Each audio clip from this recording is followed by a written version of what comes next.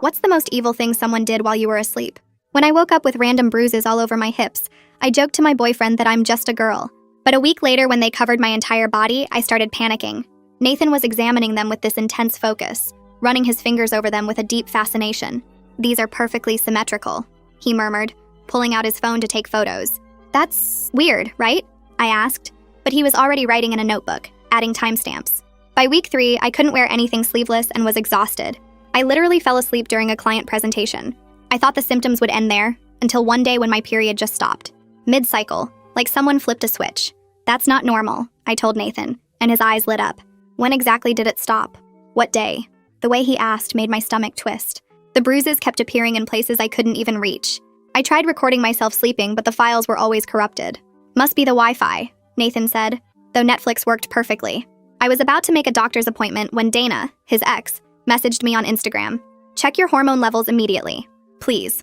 I almost ignored it, but she followed up with a photo of her own bruises, identical pattern to mine. I drove straight to the Starbucks she suggested, and when I saw her, I almost gasped. She looked closer to 50 than 25, and she cut straight to the chase. "The bruises. They're injection sites. Nathan is doing something to you." My hands started shaking. "That's insane." She pulled up her medical records on her phone. "Look at this. I have the hormone levels of a 55-year-old woman. I practically went through menopause at 25. She leaned closer. "His mother taught him. She runs that fertility clinic on Lexington." I couldn't breathe. "He uses numbing cream while you sleep. You never feel the needles." I drove straight from Starbucks to the nearest ER, with Dana's medical records still pulled up on my phone as evidence, and demanded hormone testing. The doctor frowned at the results. "Are you taking Lupron? For endometriosis, perchance?" When I asked what that was, her face went pale. "Lupron shuts down your ovaries. We use it for endometriosis or IVF, but in high doses, it can cause permanent damage." That night, I forced myself to stay awake, fighting the bone-deep exhaustion. It was 3 a.m. when I felt the cold cream on my hip, then numbness spreading. Through slitted eyes, I watched Nathan pull out a syringe, finding the exact spot to insert into. I knew catching him in the act meant putting myself in danger, so I forced myself to lie still while my heart pounded so hard I thought he'd hear it. The next day, while he was at work, I tore apart our apartment. Nothing. Then I remembered the guitar case he never touched. I opened it up and felt my heart drop. Inside were vials of Lupron with my name on prescriptions I'd never seen, syringes, lidocaine cream. His notebook made me vomit. My exact hormone levels predicted weeks in advance, all matching my blood work perfectly. I must have been sitting there for hours before I heard him come home and confronted him immediately. "What is this?" I asked, throwing the notebook at his chest. He didn't even flinch. "You said you wanted to make a difference." His voice was calm, almost proud. "What are you talking about?" I was screaming now. "Your eggs are helping infertile couples. 3 babies are already on the way." The room spun. "My eggs?" He pulled up his laptop, showing me security footage from his mother's clinic. There I was, seemingly awake, signing consent forms. "I don't remember this," he shrugged. "The sedative causes amnesia but keeps you compliant. Mom's been perfecting it for years." I couldn't stand. "When I thought I had appendicitis and got surgery from the free guy your mom recommended." "Yeah, that was egg retrieval," he laughed. "We managed to retrieve 67 eggs. But baby, you have premium genetics. Your SAT scores, your IQ test from college. Couples paid $100,000 each." The admiration in his voice made me want to vomit. I ran to the bathroom and locked the door, and that's when my phone started blowing up with texts from Dana.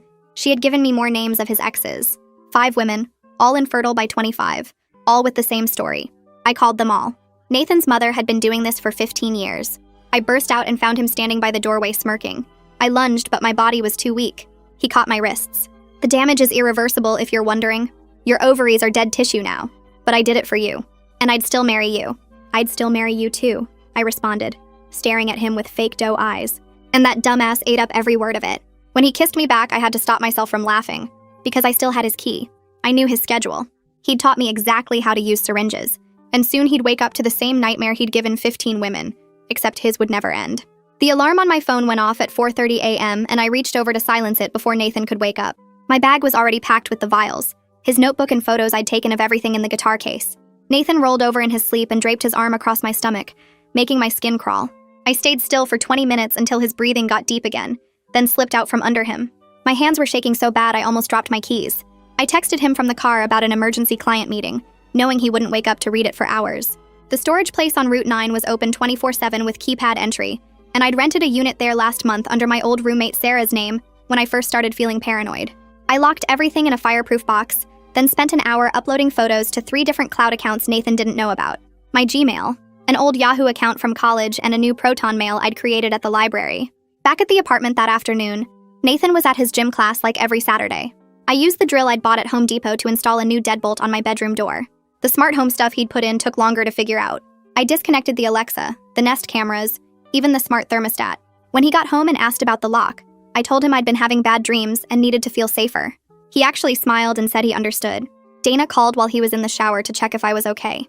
I whispered everything about the guitar case discovery, and she gave me 5 more phone numbers. She said Nathan got worse with each woman, more controlling, and that 2 of them had tried going to police but got nowhere. The next few days blurred together. I hit 3 medical offices on Monday morning, telling each receptionist I needed complete records for insurance reasons. At the second place, the woman behind the desk looked confused and said nobody ever asks for raw lab data and timestamps. I just smiled and said my new insurance was really strict. That afternoon, I set up my laptop in my car outside a Dunkin' Donuts and recorded myself talking for 40 minutes straight. Everything from the first bruises to finding the guitar case. My voice cracked when I described the fake surgery, and again when I talked about the 67 eggs. But I kept going because I knew I needed this while everything was still fresh. Tuesday morning, my boss Karen pulled me into her office. She had a folder with my name on it and started listing all my missed deadlines and the client presentation disaster. She put me on a performance improvement plan and said I had 30 days to turn things around, or they'd have to let me go. I wanted to scream that I was being slowly poisoned and harvested like some kind of farm animal, but I just nodded and promised to do better. The rage was so strong I had to dig my nails into my palms. I found the studio apartment that same afternoon during my lunch break. It was small and smelled weird, but the landlord took cash and didn't ask for references. Month-to-month lease starting immediately. I gave him $1,220s from various ATM withdrawals. Thursday, I walked into the police station with a folder full of evidence. The cop at the front desk barely glanced at my medical records before saying, "This sounded like a domestic issue. Maybe I should try family court if I wanted a restraining order." I stood there for a full minute just staring at him before walking out. That's when I called the victim's legal clinic Dana had mentioned. They connected me with Nora Simpson the next day. She specialized in medical assault cases, and her office walls were covered with newspaper clippings about cases she'd won. She listened to my whole story without interrupting once, taking notes on a yellow legal pad. When I finished, she started explaining our options. Civil lawsuit for damages, criminal charges if we could get the DA interested, and complaints to the medical board about Nathan's mother. She said the medical board route was actually our best bet because they took license violations seriously and moved faster than criminal courts.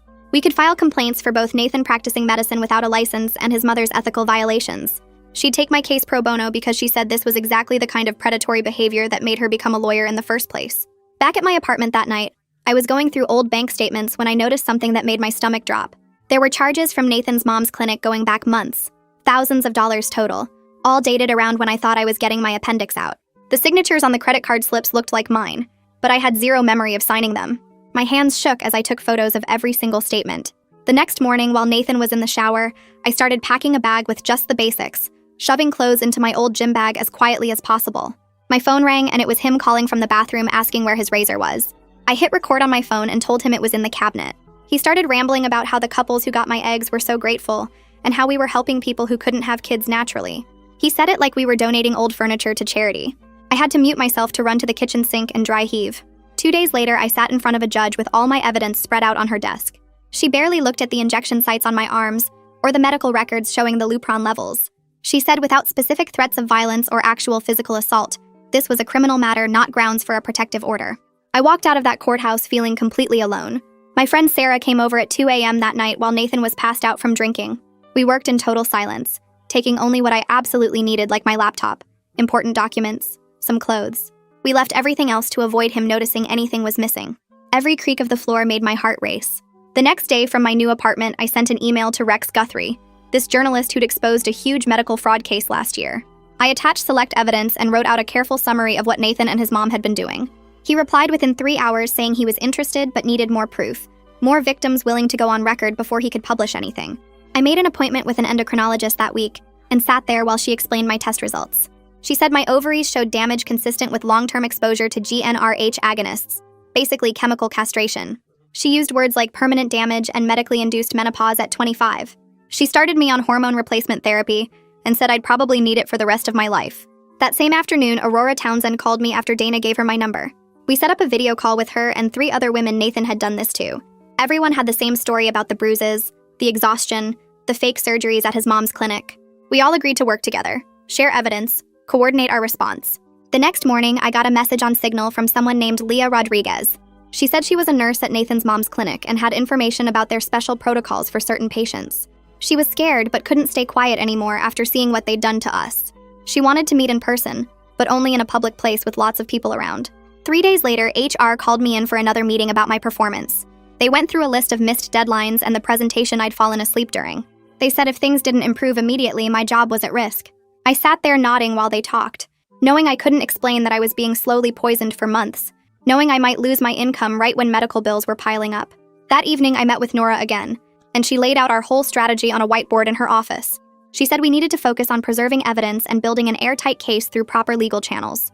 She looked me straight in the eye and said any vigilante actions, anything that could be seen as revenge instead of justice, would destroy our entire case and probably land me in jail. She could see something in my face because she made me promise 3 times that I'd let the legal system handle this. Over the next few days, I threw myself into gathering more evidence, organizing everything into folders with dates and labels. I found more credit card charges I didn't remember, more signatures that looked like mine but felt wrong. I started a spreadsheet tracking every symptom, every bruise, every day I'd been too tired to function. Dana connected me with 2 more women who'd dated Nathan years ago. One of them couldn't have kids at all now. The other had aged. So much she looked 20 years older than she was. We all had the same injection patterns, the same exhaustion, the same memory gaps around medical procedures. I started sleeping with a knife under my pillow even though Nathan didn't know where I was staying. I installed 3 different locks on my door and a security camera that uploaded straight to the cloud. I knew I was being paranoid, but I couldn't stop checking over my shoulder everywhere I went. My body was falling apart from the hormone damage with hot flashes that made me sweat through my sheets and bone pain that kept me up all night. The hormone replacement helped a little, but the doctor said recovery would take months if it happened at all. I kept all of Nathan's texts where he asked about getting back together, where he said he missed me, where he said we could start fresh. I forwarded everything to Nora and the police, even though they still hadn't done anything about my criminal complaint. Nora called me the next morning saying we needed to move fast with the state medical board complaint. I met her at her office where Dana and 3 other victims were already waiting with their sworn statements printed out. We spent 4 hours going through every detail, making sure our allegations would trigger the mandatory investigation protocols Nora knew about from previous cases. She typed while we talked, formatting everything into the specific language the board needed to hear. My hands shook as I signed my statement describing the bruises, the exhaustion, the stolen eggs. Rex showed up just as we finished and pulled me aside to explain FOIA requests. He had a stack of forms ready for the clinic's inspection history, previous complaints, anything that might show a pattern. The paperwork was mind-numbing, but Rex said these documents often revealed cover-ups that victims never knew about. I filled out form after form while he explained how government agencies tried to avoid releasing damaging information. That afternoon, Dana texted me a link she found about Nathan's mother. My stomach dropped when I saw she sat on the board of directors at 2 major hospitals in our area. She was on committees that reviewed ethics complaints, which explained why previous victims got nowhere when they tried to report her. The woman who destroyed our bodies was literally investigating herself. I couldn't sleep that night, my mind racing with everything we still needed to prove. At 3 a.m., I found myself getting dressed and grabbing my car keys. My body moved on its own, driving toward Nathan's apartment like I was pulled by a magnet. I needed more evidence, something we'd missed, something that would guarantee they couldn't escape justice. I made it halfway there before forcing myself to pull into a gas station parking lot. My hands gripped the steering wheel so hard my knuckles turned white. Going back would be stupid and dangerous and could ruin everything Nora was building. I sat there for an hour before finally turning around and driving back to my temporary place. The next day, Rex called with information from his private investigator. 3 previous patients had filed complaints against the clinic that got settled with NDAs. The amounts were huge, enough to buy silence and make problems disappear. One woman got $200,000, another got $350,000, the third got $500,000. All 3 signed agreements never to discuss what happened to them. Requested Reads is on Spotify now. Check out link in the description or comments. Rex had their names but couldn't contact them without violating the NDAs. Our victim coalition met at Nora's office that weekend to calculate damages. We brought medical bills, therapy receipts, documentation of lost wages from being too sick to work. The hormone treatments alone were costing me $800 a month. Dana had spent $30,000 on failed fertility treatments before learning her ovaries were destroyed. Aurora had lost her job after months of exhaustion and medical appointments. When Nora added everything up, the number made us all go quiet. We were looking at millions in damages, and that was just the financial costs. She explained we'd file as a group for maximum impact, showing the pattern of abuse. I knew I needed Nathan to incriminate himself more, so I called him that night while recording on my laptop. I played dumb, asking questions about the eggs like I was trying to understand. He couldn't help bragging about the premium genetics, how my SAT scores and college IQ test made me worth so much. He actually laughed, describing how couples paid $100,000 each for eggs from someone with my educational background. His pride in what he'd done made my skin crawl, but I kept him talking for 20 minutes, getting every detail on tape. Rex met me at a coffee shop downtown the next morning looking frustrated. He'd been investigating for weeks but needed someone from inside the clinic to go on record. Without an insider confirming the systematic nature of the operation, he could only report on individual victims. He needed proof this was an organized scheme, not just Nathan acting alone. I remembered Leah saying she had more information, but was scared to go fully public. 2 weeks later, an official letter arrived from the medical board acknowledging our complaint. They'd opened a preliminary investigation and needed additional statements and documentation within 30 days. It was the first real sign that someone in authority was taking this seriously, instead of dismissing us as hysterical women. Nora said this was huge, that the board rarely moved this fast unless they saw clear evidence of violations. We spent the next 3 days gathering every piece of documentation they requested. Then a letter came from the clinic offering me a complimentary consultation to discuss my concerns. The language was friendly, talking about resolving misunderstandings and ensuring patient satisfaction. Nora took one look at it and recognized exactly what it was. They wanted to get me alone in a room to sign an NDA, probably with a check attached to make it tempting. She told me not to respond at all, not even to decline, because any direct contact could be twisted later. The clinic was getting nervous and starting to make moves to protect themselves. 3 days later, I was walking out of my office building for lunch when I saw Nathan standing by the entrance. My whole body went cold. He started walking toward me with his hands up like he was being peaceful. I pulled out my phone immediately and started recording. He kept saying we needed to talk about working things out. I backed away and dialed 911 while keeping the camera on him. The dispatcher asked if I was in immediate danger. I told her about the restraining order I'd filed for. Nathan heard me mention police and started backing away fast. By the time the cops showed up 10 minutes later, he was long gone. I gave them the video and filed another report.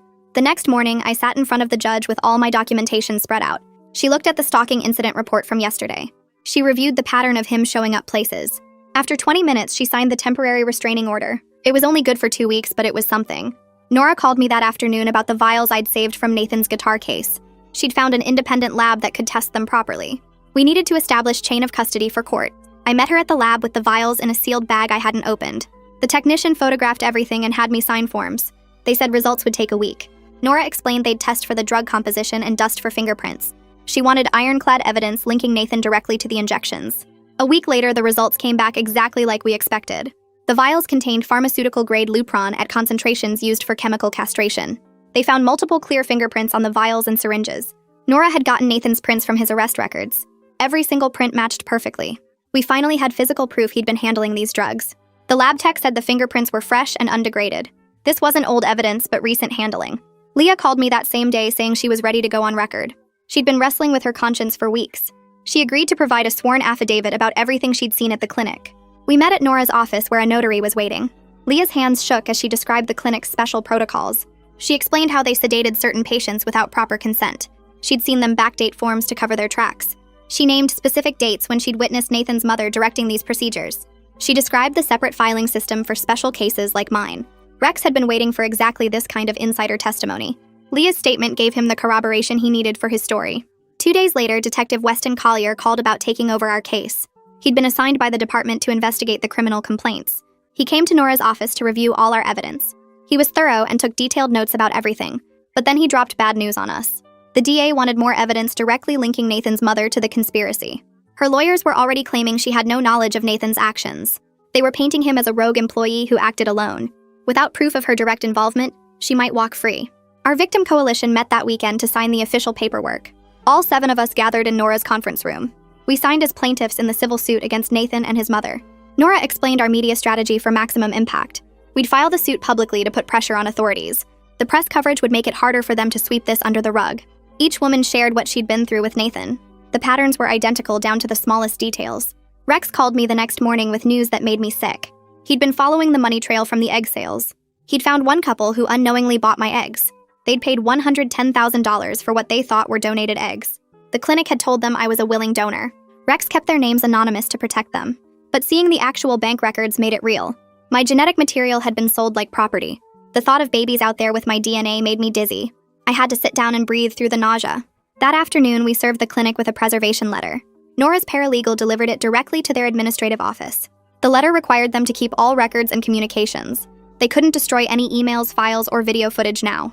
Nora explained this was crucial for our case.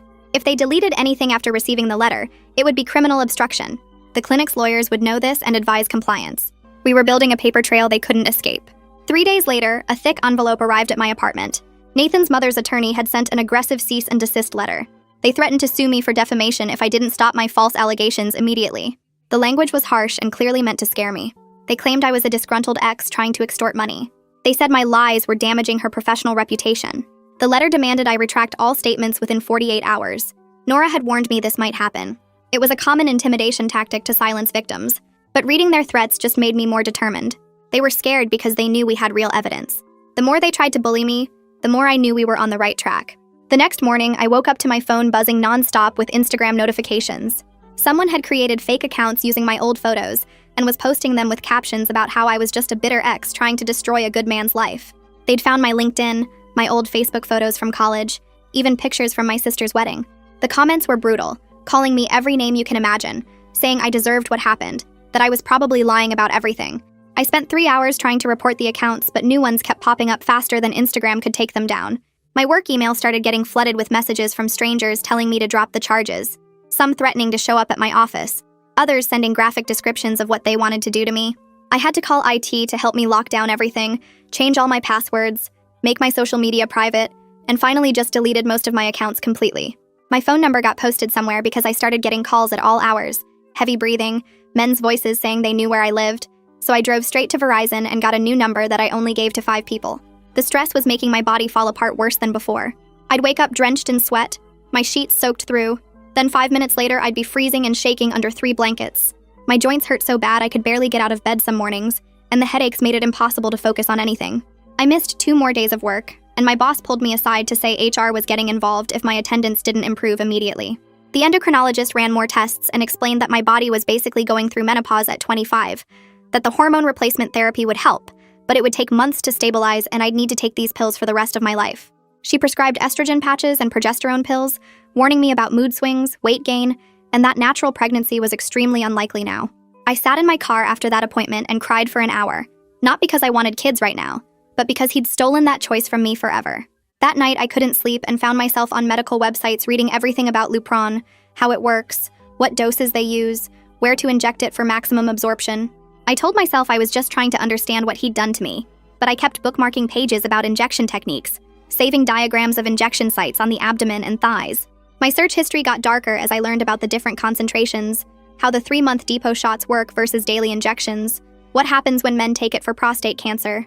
I found forums where trans men discussed using it to stop estrogen production, and felt sick realizing Nathan had essentially done the reverse to me and the other women. I stayed up until 4 in the morning watching YouTube videos of nurses demonstrating subcutaneous injection techniques, practicing the motion with a pen against my thigh, memorizing the exact angle and depth needed. The knowledge felt dangerous in my hands, and I kept thinking about that key I still had to his apartment, how easy it would be to do to him what he'd done to us. 3 nights later, I was startled awake by movement outside my window, and saw Nathan standing in the parking lot staring up at my apartment. My hands shook as I grabbed my phone and started recording him, zooming in to clearly show his face in the streetlight. He stood there for 20 minutes just watching my window, and when he started walking toward the building entrance, I called 911 immediately. The dispatcher kept me on the line while I described what was happening, and I could hear the sirens getting closer as Nathan suddenly turned and ran back to his car. The cops showed up 5 minutes after he left, took my statement, looked at the video, and said they'd add it to the report for violating the restraining order. The next morning, Nora called me into her office, and I could tell from her face she knew something. She sat me down and spoke very carefully about how she understood my anger, how she'd seen that look in my eyes when I talked about the injections, but that any attempt at revenge would destroy our entire case. She made me look her in the eye and promise I wouldn't do anything stupid, that I'd let the legal system handle it, that she'd personally make sure he paid for what he'd done, but only if I stayed clean. I promised her I would, but we both knew I was lying, and she made me give her the key to Nathan's apartment right then and there. Detective Collier called that afternoon with a plan to get Nathan talking on a recorded line about the technical details, saying the DA needed more evidence connecting his mother to the conspiracy. I spent an hour preparing, writing down specific questions to ask, practicing how to sound casual while getting him to admit things. When Nathan answered, he sounded happy to hear from me, like we were old friends catching up and I had to force myself not to throw up. I asked him about the injections, playing dumb about how he'd managed to do it without waking me, and he actually laughed as he explained the lidocaine cream ratios, how his mom had taught him to wait exactly 15 minutes for full numbness before inserting the needle. He went into detail about the injection sites, rotating between hips and abdomen to avoid scar tissue buildup, how the 3-month Lupron depot was more efficient than daily shots. He kept talking about his mom's protocols, her sedative schedule that kept patients compliant but mobile, how she'd perfected the timing so women would sign consent forms they'd never remember. When I asked how she got away with it for so long, he said she knew which medical board members to donate to, which hospital administrators owed her favors, acting like it was all just smart business.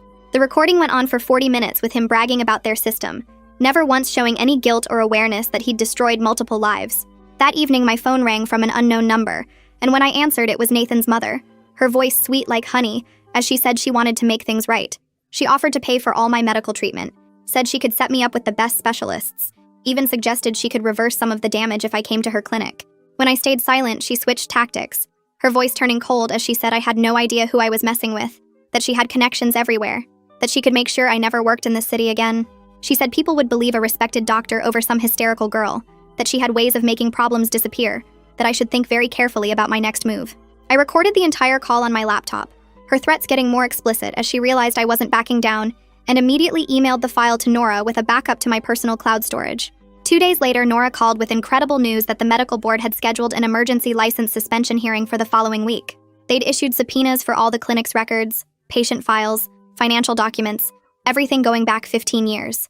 Rex's preliminary article about medical fraud at fertility clinics had gone viral, putting pressure on the board to act faster than anyone expected. The board members who'd been protecting Nathan's mother were suddenly distancing themselves, not wanting to be connected to the scandal when it fully broke. Nora said this was moving at light speed for a medical board investigation, that usually these things took months or years, but the media attention was forcing their hand. Leah called me that afternoon with her voice shaking but determined. She'd managed to copy dozens of consent forms from the clinic's computer system before anyone noticed. When we met at a coffee shop downtown, she spread the papers across the table with trembling hands. The metadata showed clear signs of tampering, dates that didn't match up, signatures that looked too perfect. She'd risked her entire career getting these documents, but she said watching what they did to us made her sick every single day. I took photos of everything while she watched the door nervously. My phone buzzed with a text from Nathan saying he was leaving town and wanted to apologize properly before he went. The message made my skin crawl, but I forwarded it straight to Detective Collier. He called back within minutes, confirming they had officers watching Nathan's apartment and tracking his credit cards. The next morning, Leah met with Nora at her law office to make everything official. Nora walked her through the whistleblower paperwork, explaining the protections she'd have against retaliation. Leah's hands shook as she signed each form, knowing this meant she could never work in healthcare in this city again. 3 days later, we sat in the medical board hearing room while Nathan's mother's lawyer tore into us. She called me a scorned woman seeking revenge, said Dana was mentally unstable, claimed Aurora had financial motives. I gripped the edge of my chair so hard my knuckles turned white but kept my voice steady as I read from my medical records. Dana presented her hormone tests from 5 different labs. Aurora showed photos of her injection sites mapped in the same pattern as ours. The lawyer kept interrupting, objecting to everything, trying to make us look crazy or vindictive. When it came time to vote, the board members didn't even need to discuss it. They voted unanimously to suspend her license immediately pending full investigation. She sat there with her jaw clenched, staring at me with pure hatred while her lawyer whispered urgently in her ear. The next morning, police showed up at the clinic with a search warrant. I watched from across the street as they carried out boxes of files and computers. Detective Collier called later to say they'd found partial records and medication supplies, but someone had deleted key computer files the night before. It wasn't surprising given how much warning they'd had, but it was still frustrating knowing evidence was lost. 2 days after that, the DA's office finally moved forward with criminal charges. Nathan was arrested at his apartment for assault, poisoning, and violating the restraining order. They processed him and released him on bail within 4 hours, his mother posting the $100,000 without blinking. She was named as an unindicted co-conspirator, which meant they were still building the case against her. Our civil suit got filed that same week with all 7 of us listed as plaintiffs. Nora had worked around the clock preparing the paperwork, calculating damages for medical costs, lost wages, and pain and suffering. The court scheduled our initial conference for the following month. Within hours of the filing going public, Rex's story exploded across social media. My phone wouldn't stop buzzing with interview requests from news stations and podcasts. I ignored them all, too exhausted to deal with becoming some kind of poster child for medical abuse. 3 weeks later, I was walking to my car after a doctor's appointment when I saw Nathan waiting by the parking garage elevator. My whole body went cold, but I forced myself to stay calm. He started walking toward me, close enough that I could smell that cologne he always wore, the one that used to make me feel safe. I pulled out my phone and dialed 911 on speaker, loudly describing his location and that he was violating a restraining order. He kept coming closer, saying he just wanted to talk, that I was overreacting, that we could work this out. I backed toward my car while keeping the phone raised so the operator could hear everything. When he reached for my arm, I remembered the sterile swab I'd been carrying in my pocket for weeks, waiting for this exact moment. As he grabbed my wrist, something fell from his jacket pocket. A small syringe case hit the concrete with a plastic clatter, I bent down quickly, using the swab to pick it up without touching it directly, collecting his fingerprints and probably DNA from where he'd handled it. He tried to grab it back, but I was already moving toward the area I knew had security cameras. The 911 operator was asking for updates while I described everything that was happening. Nathan finally seemed to realize how bad this looked and started backing away. Security guards appeared from the building entrance, having heard the commotion. Nathan turned and ran while I stood there holding the syringe case wrapped in the sterile swab, my hands shaking but my mind clear. This wasn't about revenge anymore. It was about evidence, about making sure he couldn't do this to anyone else. The police arrived within 10 minutes, and I handed over the syringe case wrapped in the sterile swab. The officer bagged it carefully while I showed him the security footage on my phone of Nathan approaching me. They arrested him right there in the parking garage while I watched from behind my car. His face went from angry to shocked when they put the handcuffs on. Detective Collier called me later that afternoon to say the evidence I collected was perfect for the case. He said most victims panic and don't think to preserve DNA evidence like that. The syringe tested positive for Lupron and had Nathan's prints all over it. 2 weeks later, I found a new apartment across town with a doorman and security cameras in every hallway. The building required key cards for the elevator and had a concierge who logged every visitor. I changed my gym, my grocery store, even the coffee shop I went to every morning. I started taking different routes to work and never parked in the same spot twice. The constant checking over my shoulder was exhausting, but I couldn't relax knowing Nathan was out on bail.